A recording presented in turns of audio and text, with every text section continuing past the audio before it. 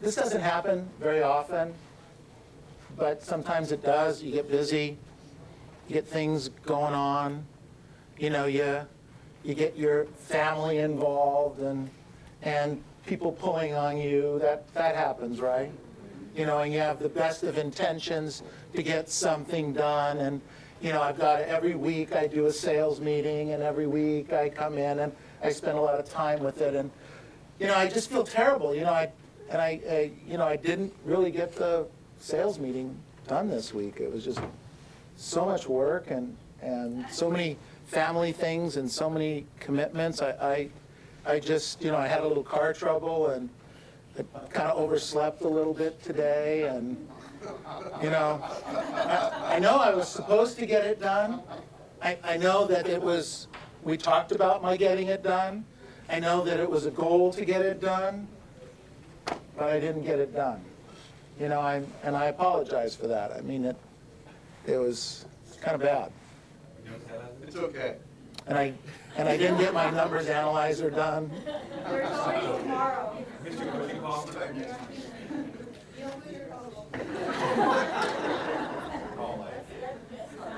So let me ask you a question, okay? When I'm talking like that, and I'm sharing that, how does that make you feel? A little annoyed with me? It's not me. You got up this morning, you came here,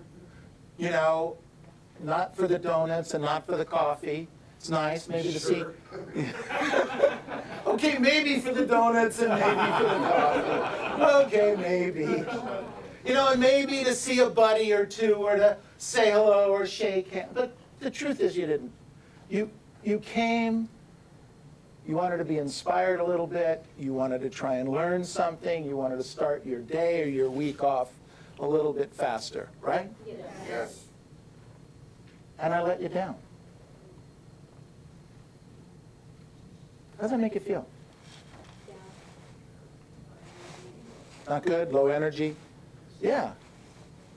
Disappointed? What else? So, what I'd like you to do right now is I'd like you to write down the people in your life that depend on you for a paycheck, for money, for something. Now, some of you have more than others.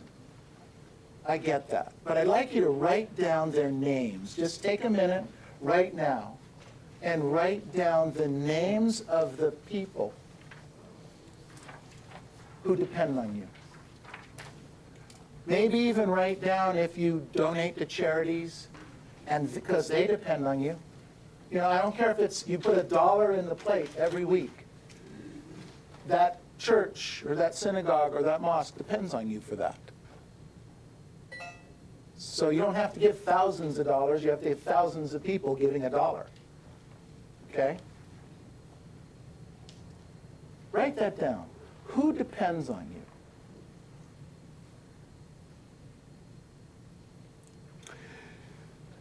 See, as we work toward running through the finish line, as we work on a weekly basis, as we focus on the job that we're supposed to do, we have an obligation to ourselves, for our self-esteem, and to those people that depend on us to get up in the morning, to do our job. I have many, many, many people that depend on me to do what I'm supposed to do. Some of them are in this room because it helps get your week going and get started. And let me tell you something. I did have a very big week. And I didn't finish the sales meeting until 10 o'clock last night. And I did record the voicemail for this morning. And I was exhausted, and I am tired, and I've been from Florida and back, and we did a bunch of stuff as a couple this weekend, and we're working on lots of different things that are going on in our lives. And you know what?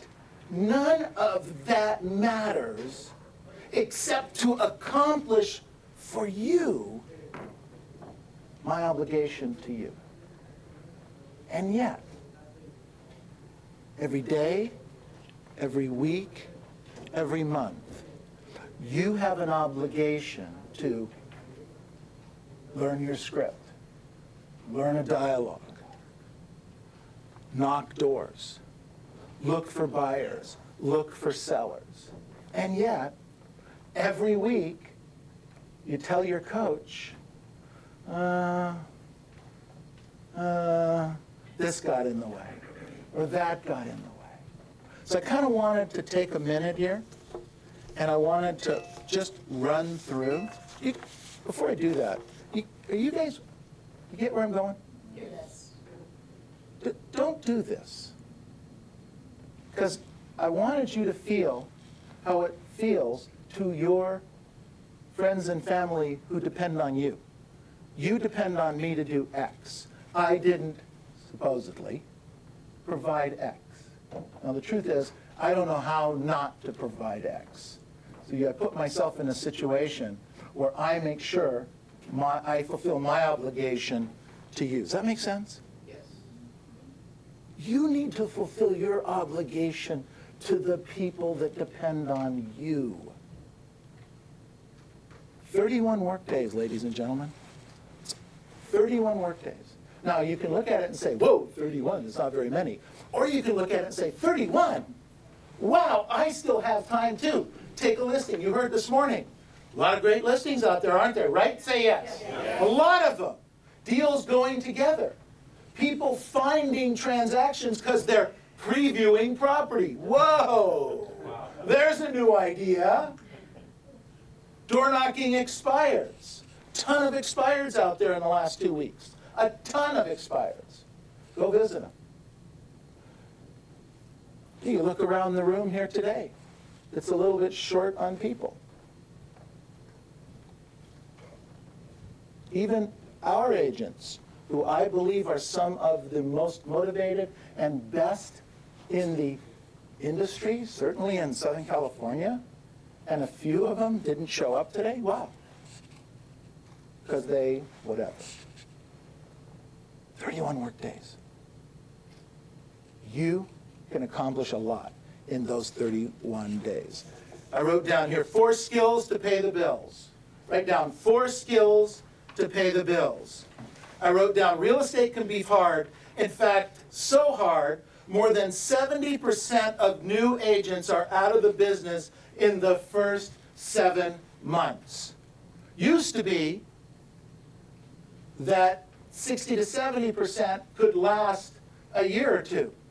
Now, average in 7 months, out of the business. Interesting. And then another half or so of those agents fall out of the business in the first 2 years. So essentially, within the first 2 years, 25 to 30% of any new agent makes what we'll call a living in this business and might be able to make a career out of it. It's not that simple. It's not that simple, and yet this is the simplest business on the planet. I wrote down here, in my opinion, you have 2 choices to make every morning. You can choose to work on your skills, learning the techniques, the strategies, and everything else you need to know to have and be a professional salesperson every single work day. You do that for the people who depend on you. Then you can choose to take action or not. I had an obligation to make sure that I came to the office prepared to present today with high energy, with focus, with consistent, with committed, to be there for you at the highest level I possibly can be. How about you?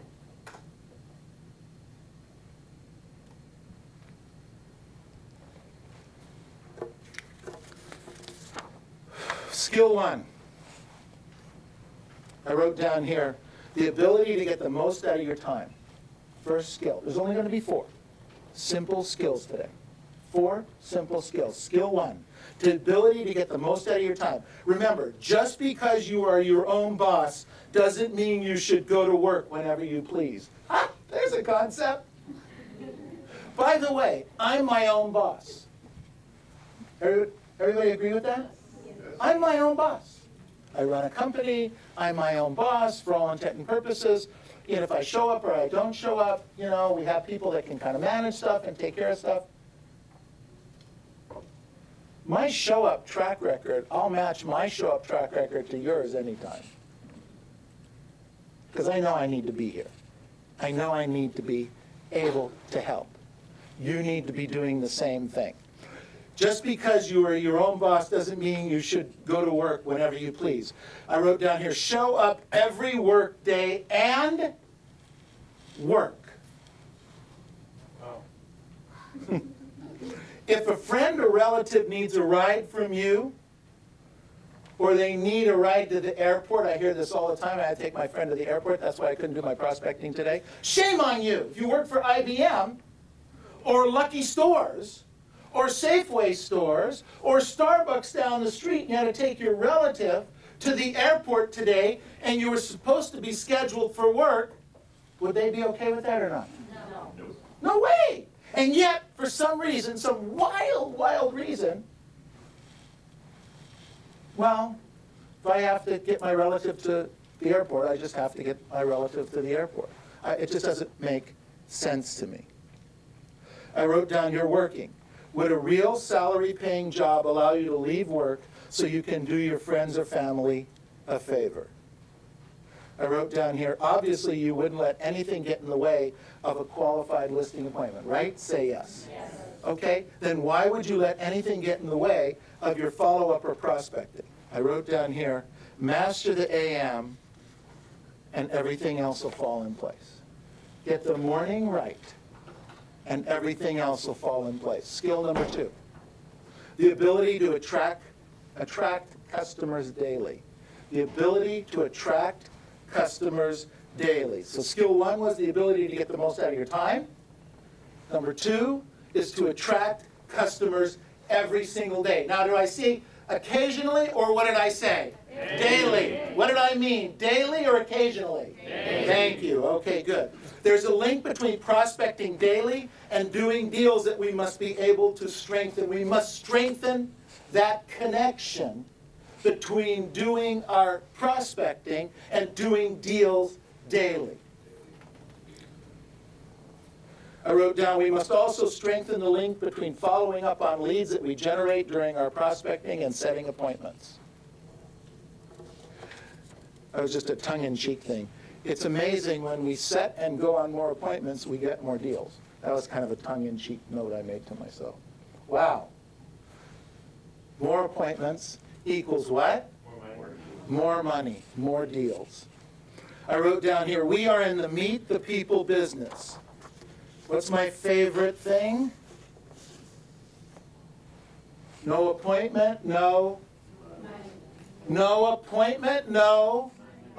Hello? No appointments, no. Money. Can you make money if you're not on an appointment? Yes or no? No. Show me how to do it. Please send me a memo. Honest, I would really appreciate that. Okay? No appointments. If you spend the week and you had 0 buyer or 0 selling appointments, what's that week going to look like? Are you going to have made money that week or not make money? No money. So you can't let very many weeks go by, and I would actually argue days, go by without having an appointment. I wrote down skill number 3, the ability to pre-qualify every prospect, every time. The ability to pre-qualify every prospect every time. Just because the client says they're interested in selling their house doesn't necessarily mean they're really interested in selling their house. Okay? Did you know that? Or at least that they'll sell it at a price and terms that will be okay with you. and okay with the market. I had somebody came up to me this morning just before the sales meeting, and it was a fascinating conversation. They wanted to price the house $150,000 more than the property could be sold in that person's idea, and they only wanted to pay 2% commission. How strong is that appointment? No? No. I mean, I want to sell, but these are my terms. Get it? So we have to be qualifying your clients. We need to do that to either draw out objections that you can prepare for, or to determine whether or not we should be even going out on that appointment. Make sense? Yes. Okay, skill number 4, the ability to follow up consistently.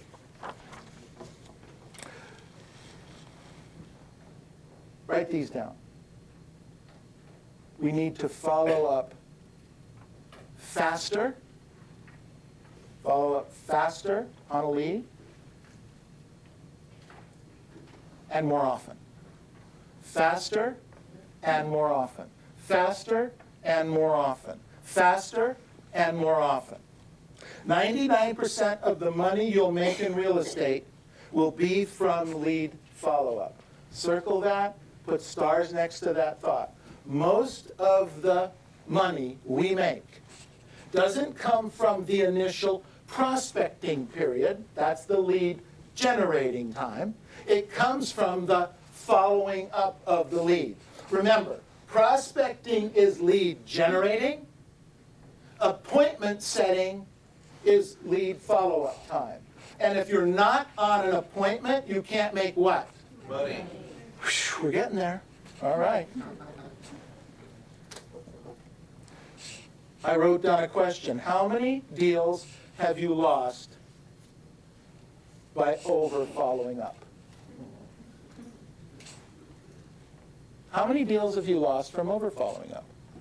As compared to how many deals have you lost from not following up enough?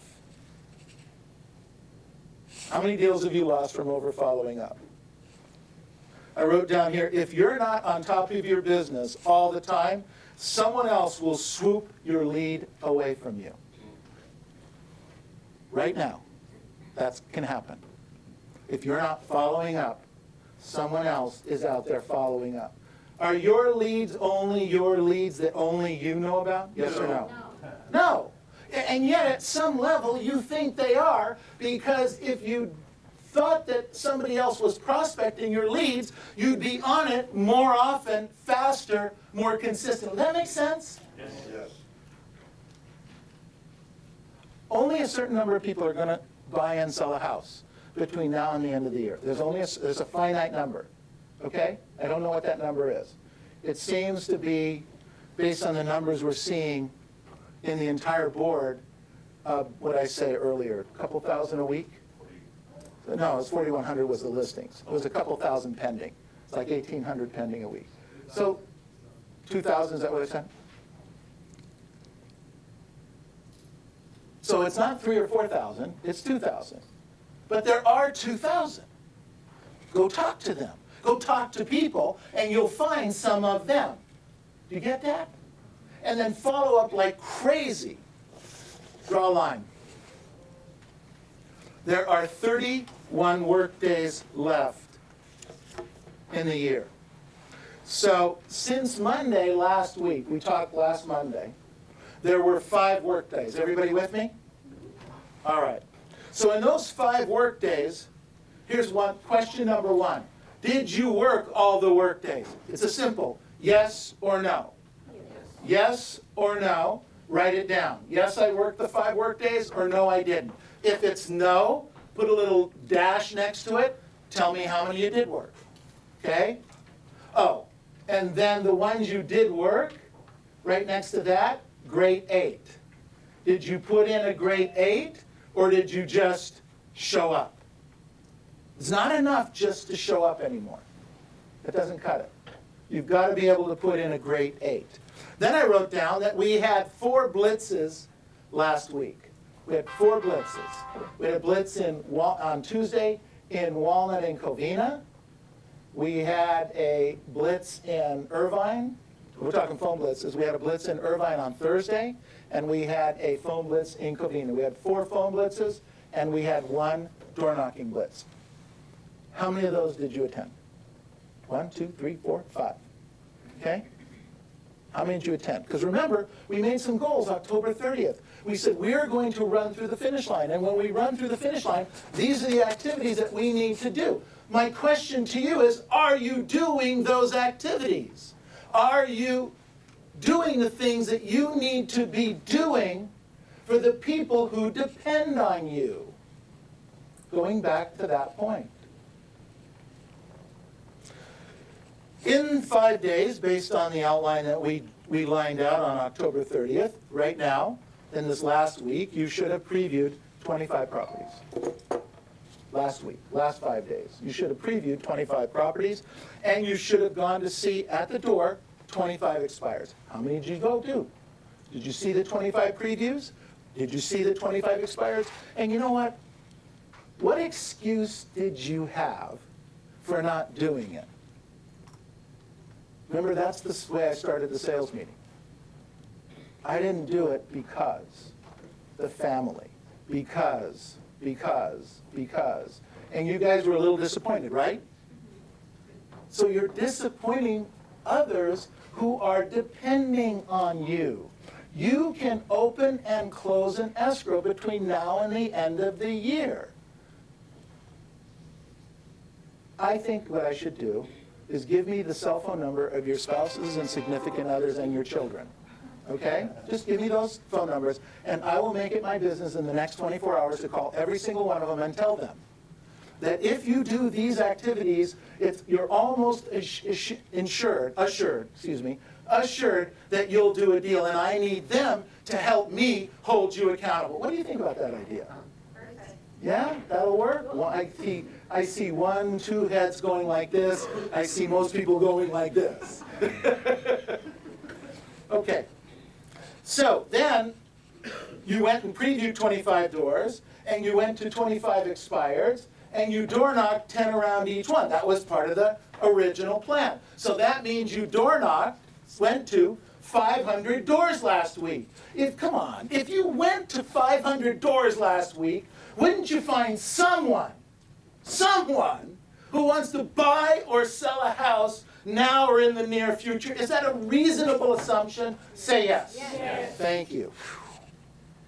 In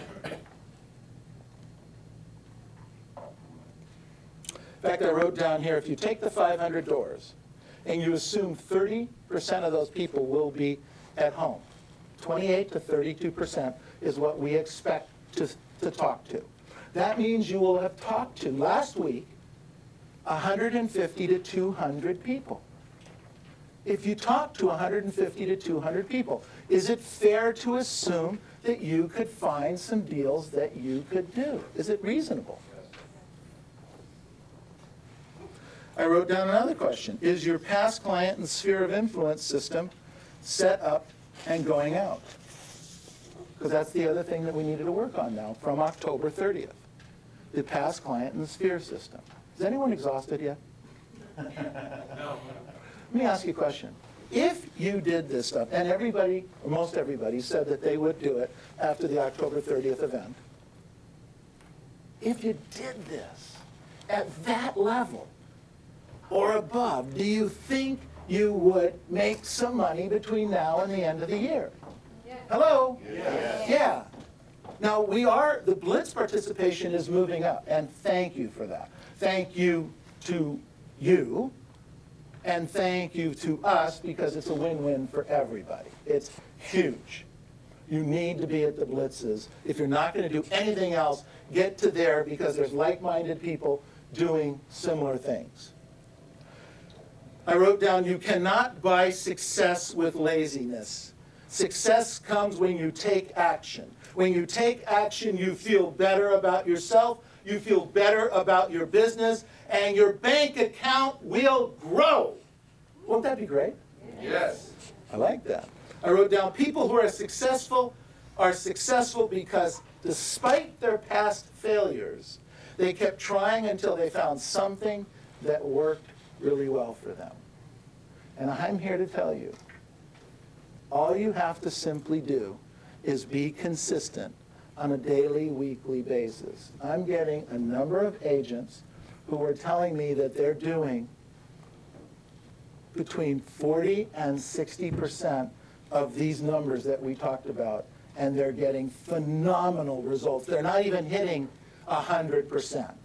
40 to 60% of these numbers, and they're getting listings and they're making sales. I say you can too. You can too. Write down today matters. Today matters. So get off your tush and run through the finish line. Now let's go out there and make this happen. Thank you.